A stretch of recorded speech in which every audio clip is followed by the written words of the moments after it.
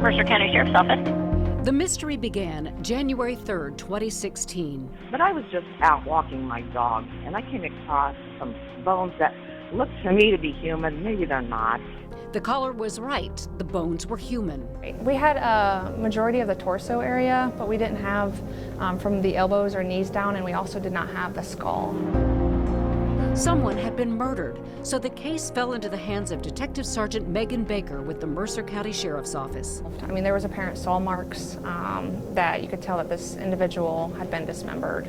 State investigators and forensic anthropologists tried to crack the case but couldn't, so the Ohio Bureau of Criminal Investigation got involved. The skeletal remains were first brought here to the forensic biology lab to try to get a DNA sample in order to determine who this person was. Scientists successfully extracted DNA but found no match. All they knew, the victim was a man between 20 and 35 years old. Time went on, 4 years in fact, when criminal intelligence analyst Jennifer Lester took an interest in the case of this young man, Ryan Zimmerman, missing since 2015. But as soon as it came on my radar, that was what I realized: we had never gotten DNA from his family. So they went to his parents' house all the way in Corbin, Kentucky, and with DNA now in hand, a match. Ryan's remains were those found dismembered in 2016. He loved video games, he loved the computer, he loved cartoons, and he loved playing with his brother Ray.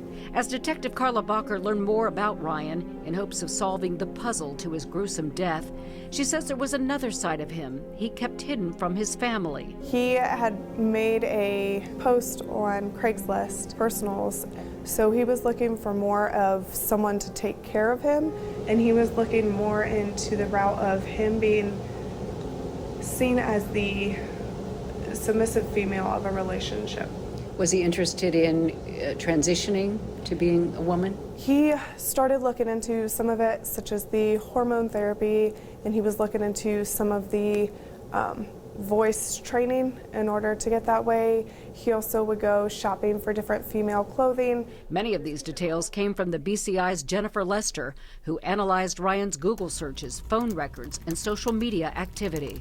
It was very important in this case because it helped build his timeline, who he was speaking with, the reason he came here, where he went. All of that data would have been lost if we wouldn't have had the cyber evidence to back it up. What did the data reveal? Ryan had met someone, a married man named Corey Buzzard.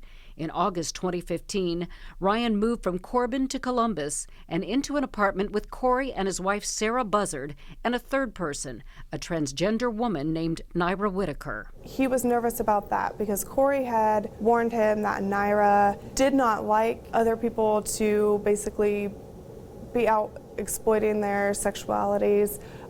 She felt that if you wanted to be a female, you needed to portray yourself as a female and not let anyone else know otherwise. For the first few weeks, Ryan had a relationship with Corey Buzzard, while Sarah Buzzard was having a relationship with Naira Whitaker. But by late September, Corey no longer wanted Ryan around and told him to leave. Corey left the apartment that weekend, so Ryan appealed to Sarah to let him stay. Sarah told us that she told him, no, Corey wants you gone. You're here for Corey's purpose, not mine, so you need to leave. Which then she told Naira how her and Ryan's conversation had gone, and that's when the plan was developed at that point in time.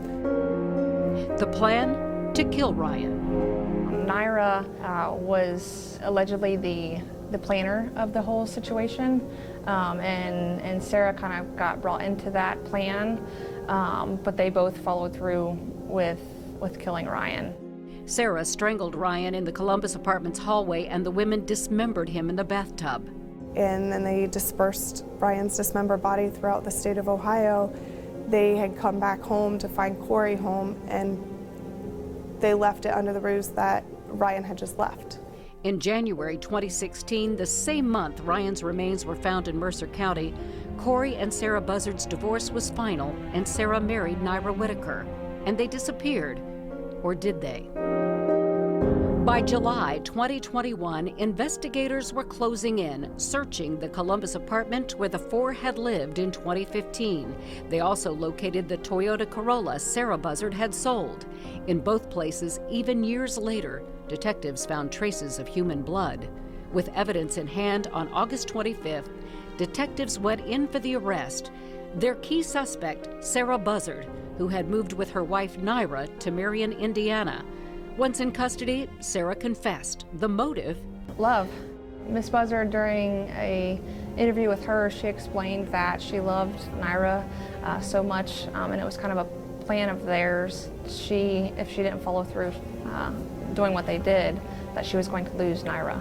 With Sarah in jail, officers returned to the house to arrest Naira, who had only been questioned before. She denied any involvement, and then she ended up pulling a firearm from her purse and died of a self-inflicted gunshot wound. Sarah Buzzard pleaded guilty to aggravated murder and was sentenced this January to 30 years to life in prison. Finally, closure for Ryan Zimmerman's family. He didn't deserve to go through what he did. He was only, an individual that was just trying to find himself, basically, and his place in this world. At least he gets to be home with his family. They know what happened.